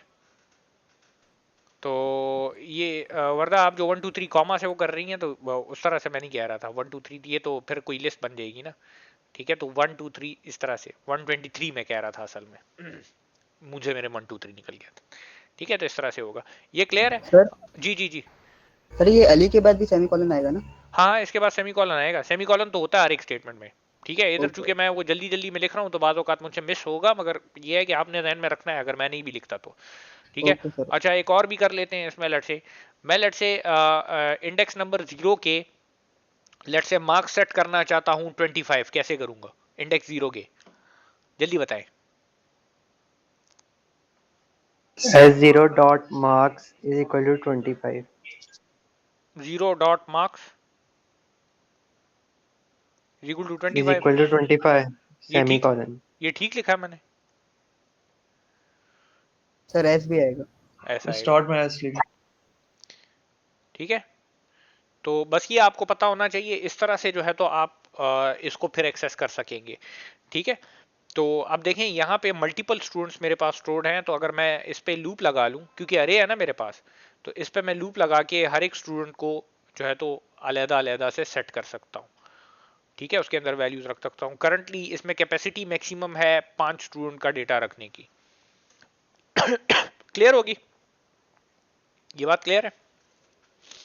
जी सर। अच्छा जी, तो हम ऐसे करते सर हैं। इसमें जो जी जी, बोले बोले।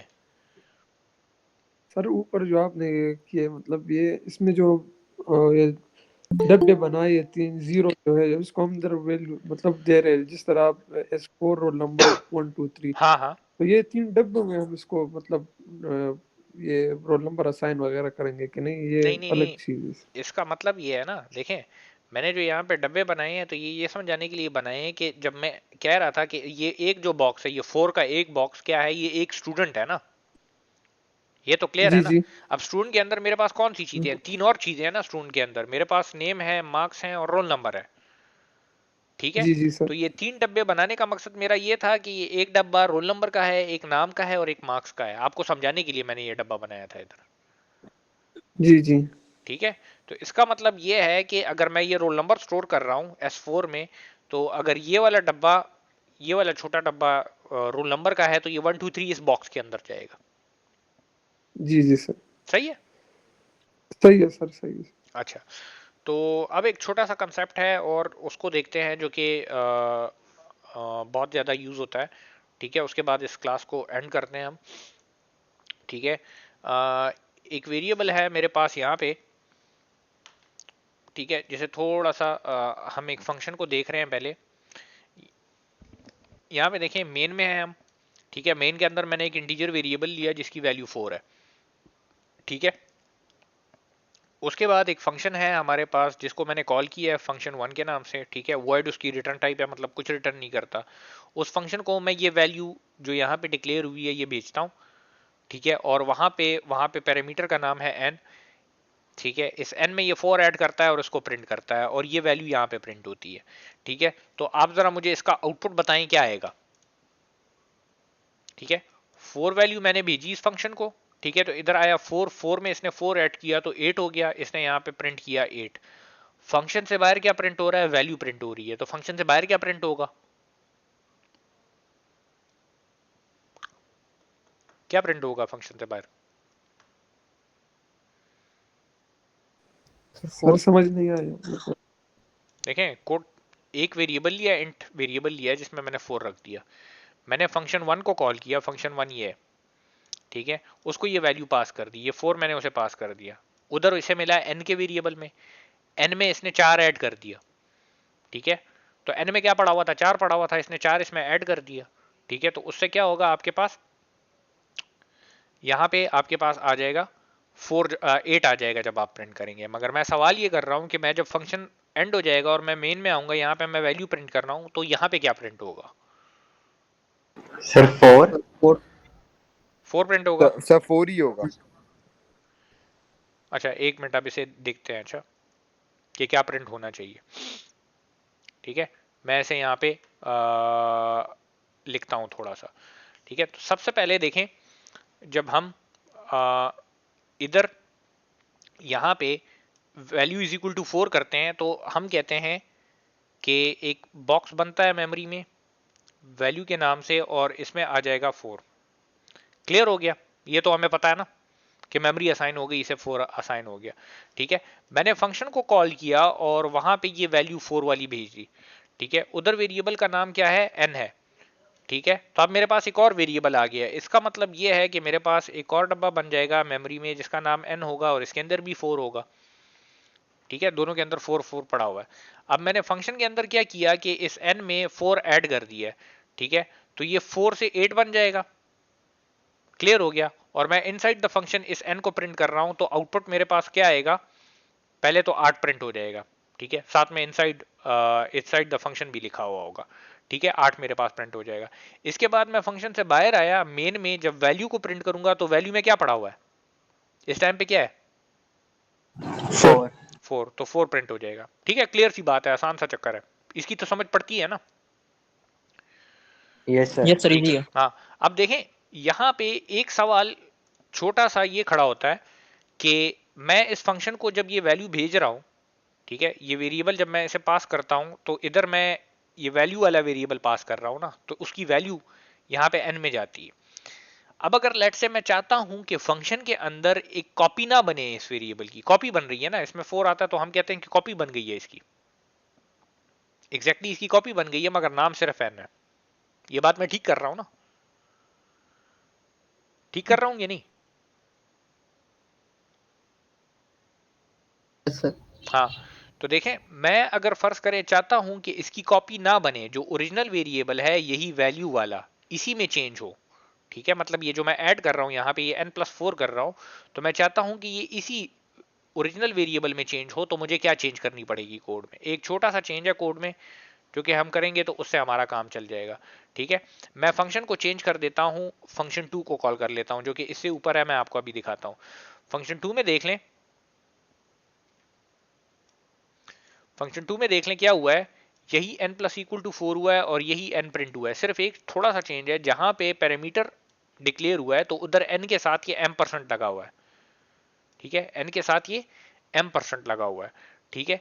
इसका क्या मतलब होता है वो जरा मैं आपको समझाता हूं, ठीक है। सबसे पहले तो ये याद करें, मैंने आपको पिछली से पिछली क्लास में बताया था कि जब भी कोई वेरिएबल स्टोर होता है तो हम कहते हैं कि ये हमारे पास रैम है, ठीक है, और ये रैम डिवाइड हुई हुई है, ठीक है। तो जब कोई वैल्यू स्टोर होती है तो हम कहते हैं लेट से अगर इस बॉक्स में स्टोर हो गई तो इस बॉक्स का अपना कोई एड्रेस होगा, ठीक है। और इस बॉक्स को इस केस में अगर वेरिएबल मेरे पास लेट से वैल के नाम से है तो इसको हम फिलहाल वैल कहेंगे, ठीक है। तो ये तो क्लियर है ना हमें कि मेमोरी में हर एक जगह का अपना एड्रेस होता है, ठीक है, और ये वैल्यू जो है तो जाके मेमोरी में ही स्टोर होती है, ठीक है। तो जब ये वेरिएबल डिक्लेयर होगा अभी हमारे पास, ठीक है, ये वेरिएबल जब हमारे पास एक दफा डिक्लेयर हो गया वैल्यू इज इक्वल टू 4 तो मेमोरी में आ गया। ठीक है, इसका अपना कोई एड्रेस होगा, ठीक है, कोई पता होगा इसका। ठीक है, ये तो पता है ना सबको, ये हम डिस्कस कर चुके थे, ये पिछली से पिछली क्लास में इसके बारे में हमने बात की थी। क्लियर ये?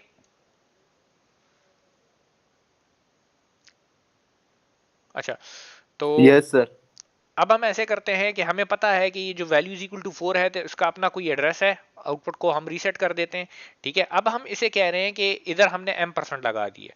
ठीक है, ये m% का क्या मतलब है? इसका मतलब ये है कि तुम क्या करो कि जो वेरिएबल तुम्हें मिल रहा है उसकी वैल्यू ना उठाओ, उसका एड्रेस उठा लो।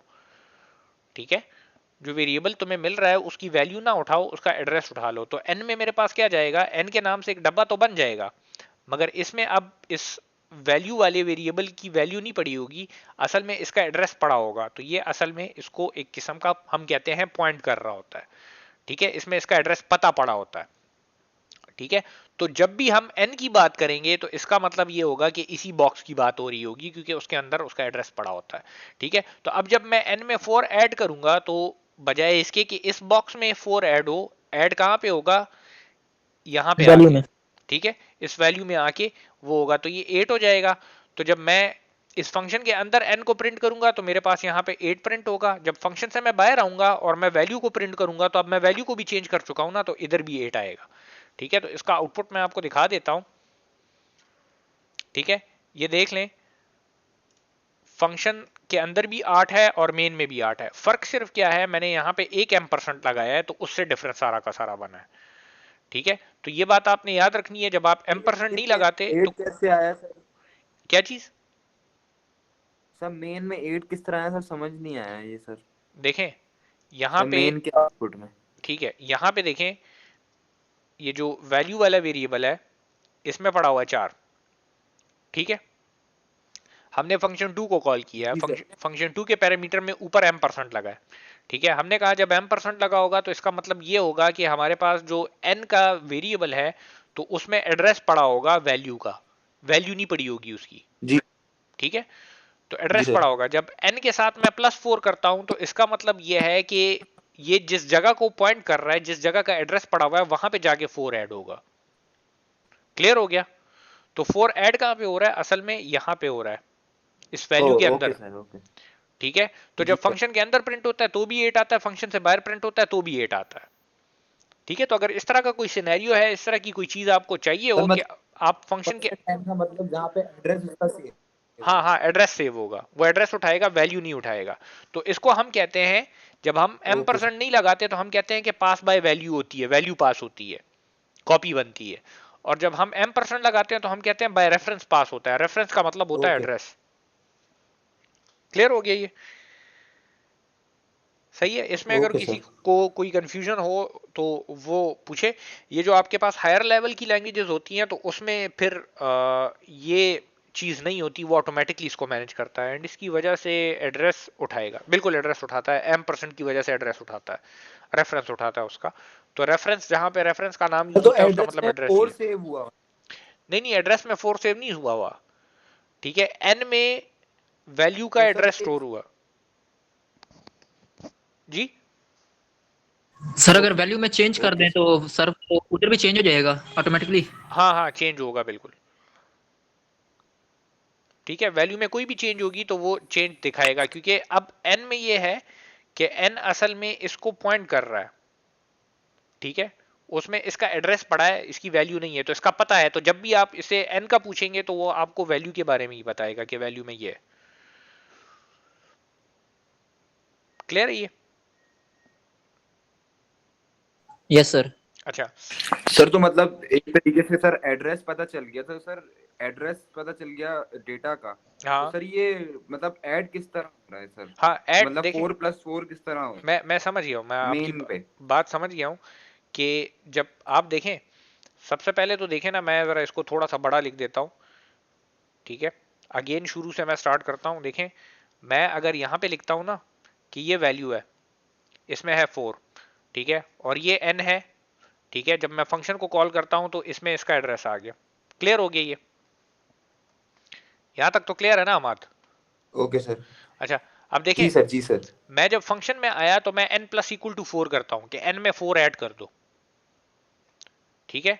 तो n में जब मैं ओके 4 सर। ऐड करता हूं तो n में एड्रेस किस चीज का पड़ा हुआ है, इस चीज का पड़ा हुआ है। तो वो 4 असल में इस n में तो जी नहीं सर। होता है, n जिस चीज को पॉइंट कर रहा है, n में जिस चीज का एड्रेस है उसमें 4 ऐड करता है ये, ठीक है।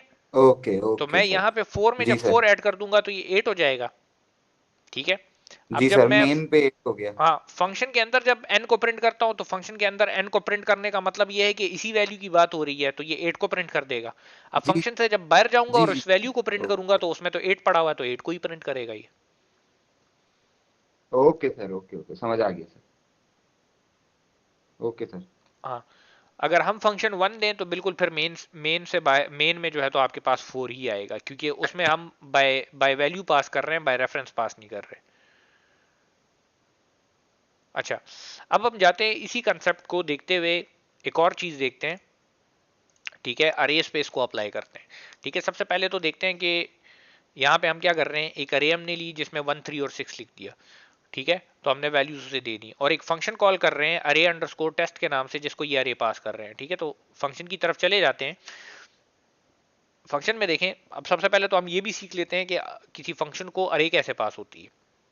ये फंक्शन है, रिटर्न टाइप इसकी वर्ड है, अरे पास करने लगे हैं, ठीक है। तो अरे की टाइप यहाँ पे इंट है, तो इंट लिख दिया, कोई नाम दे दिया उसे, ठीक है, जिस नाम से इधर फंक्शन के अंदर उसे यूज करना चाहते हैं वो दे दिया, और ये स्क्वायर ब्रैकेट्स लगा दी। तो स्क्वायर ब्रैकेट से इस फंक्शन को लगेगा, पता लग जाएगा कि मुझे एक अरे इनपुट में मिलेगी, पैरामीटर में मिलेगी, ठीक है। तो यहाँ पे ए के नाम से ये अरे यूज होगी। मैं अब क्या करता हूँ कि इसके सेकंड इंडेक्स पे 0 डाल देता हूँ। इसका मतलब ये है कि मैं क्या कर रहा हूँ कि जो 136 से मिला तो इसमें इस इंडेक्स पे 0 डाल दो, ठीक है। और फंक्शन के अंदर इस अरे को मैंने प्रिंट कर दिया, ठीक है। फंक्शन जैसे ही एंड होता है मेन में भी इस अरे को मैंने प्रिंट कर दिया, ठीक है। तो फंक्शन के अंदर जो अरे से 136 मिली तो उसमें तो हमने क्या किया कि ये 2 वाले इंडेक्स में 0 डाल दिया, ठीक है। तो मुझे ये बताएं फंक्शन से बाहर क्या प्रिंट होगा। फंक्शन के अंदर अरे प्रिंट होगी 1 3 और 0। फंक्शन से बाहर क्या प्रिंट होना चाहिए,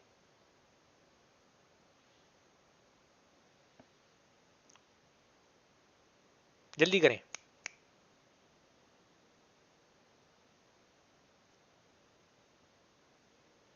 क्या प्रिंट होना चाहिए फंक्शन से बाहर, मैं ये कह रहा हूं। सर रिपीट कर। अच्छा देखें, मैंने इधर एक अरे ली जिसमें 1 3 और 6 है, ये तो क्लियर है ना। Yes sir. हाँ, मैंने क्या किया, एक फंक्शन कॉल किया, अरे टेस्ट के नाम से फंक्शन है, और उसको ये अरे पास कर दी, ठीक है। तो अरे टेस्ट के फंक्शन पे जाते हैं, ये देख लें वॉइड इसकी रिटर्न टाइप है, मतलब कुछ रिटर्न नहीं कर रहा ये फंक्शन, ठीक है। और उसके बाद देखें इस फंक्शन को मैं बता कैसे रहा हूँ कि मैं अरे पास कर रहा हूँ।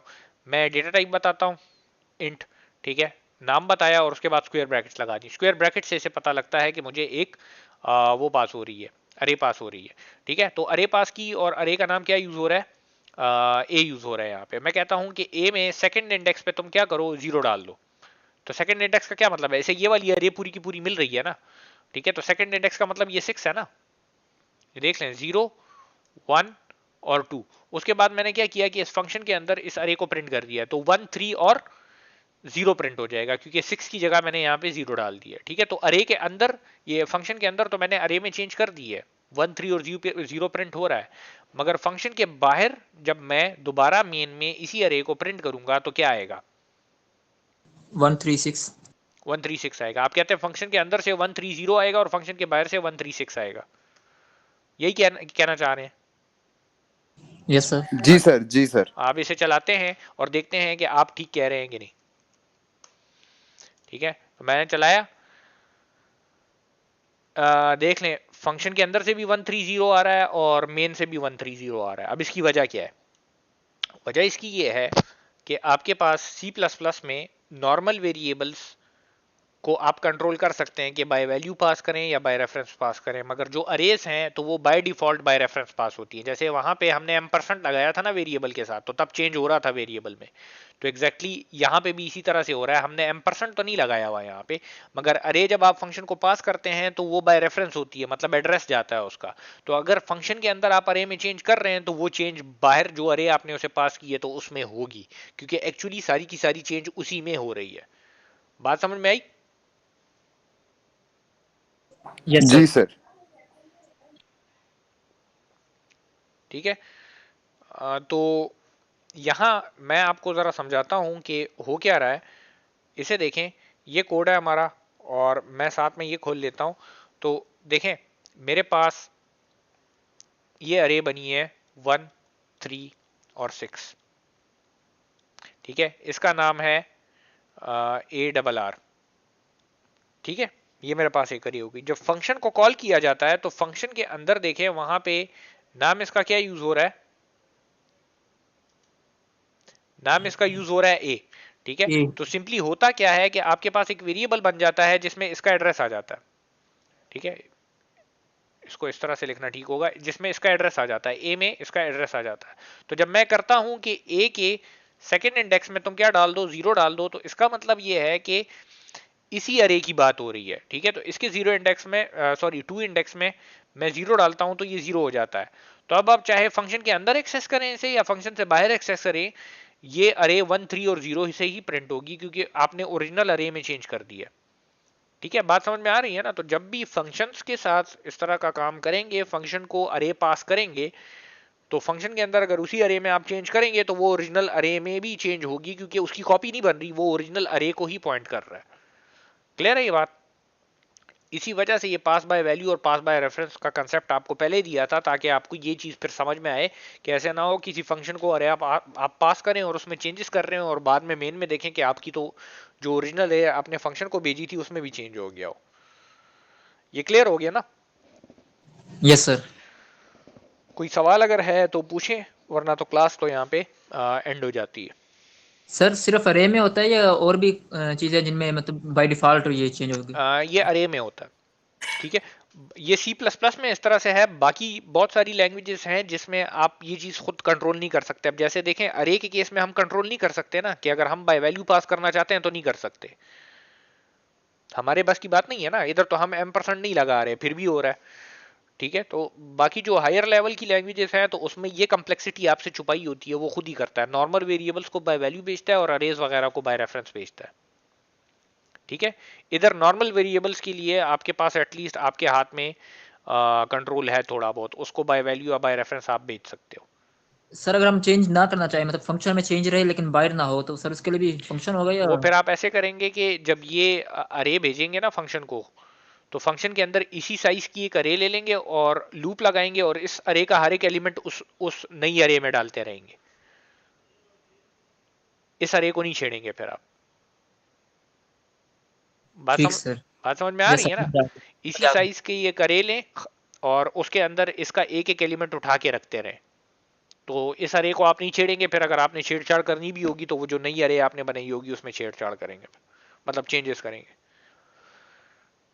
अच्छा सर, ये जो आपने कोड में जो ये कर्ली ब्रैकेट्स लगाए हैं सर, इसका ये सिग्निफिकेंस बताएंगे कि पहला वाला जो वॉइड अरे के नीचे एक वो लिखा एक कर्ली ब्रैकेट है वो, और सी आउट के ऊपर जो कर्ली ब्रैकेट है वो, ये किस लिए लगाया है? मतलब ये सर वाली आपने पिछली क्लास में बताया था।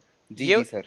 ये देखें, ये जो वर्ड के बाद लगी है तो ये यहां से यहां तक तो फंक्शन की बॉडी को रिप्रेजेंट कर रहा है। जी सर। ठीक है, दूसरा यहां और पे सर ये जो फॉर के बाद लगा है तो ये फॉर की बॉडी को रिप्रेजेंट कर रहा है।